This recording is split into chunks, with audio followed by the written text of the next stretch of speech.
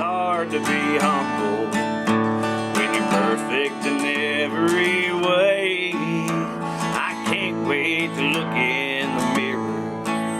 Hell, I get better looking each day. It's true, to know me is to love me. I must be one hell of a man. Oh Lord, it's hard to be humble when you're doing the best that you can. I'm doing the best that I can. So far in the season of Lent, we have talked about what it means to humble ourselves before God. We've said that we need to give ourselves a break every now and then, but we also say that we have to be honest with ourselves. And in this third week, we build on that honesty by saying that it is important for us to take responsibility for ourselves. In the Jory Johns children's book, It's Not My Fault, the little boy in the story makes excuses for things that go wrong. When his teacher asks him, "Why is your homework so messy?" he says, "It's not my fault. I blame my pen." When he gets home and his parents say, "Why is there mud all over the carpet?" the little boy says, "It's not my fault. I blame my shoes." The story makes the point that at some level it becomes absurd to keep making excuses for the things that go wrong in our lives. At some level, we have to accept the fact that sometimes it is our fault, at least in part.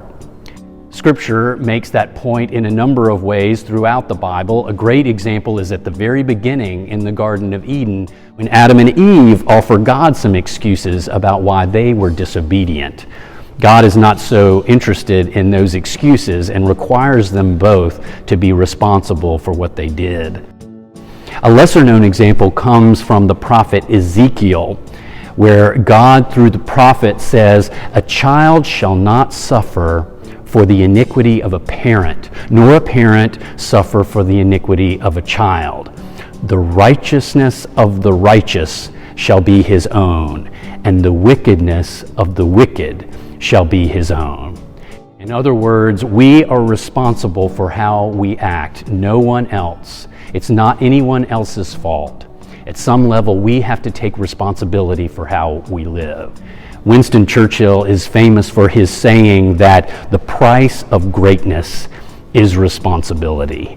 Each person has to shoulder their share of the blessing, but sometimes also the blame, if we are to move ahead together. That's true for all of us in Lent. So may God give us the courage and the will to give ourselves a break every now and then, but also to be honest with ourselves and ultimately to take responsibility for the things that we know we need to own. I'm doing the best that I can. Take care, y'all. Have a great week.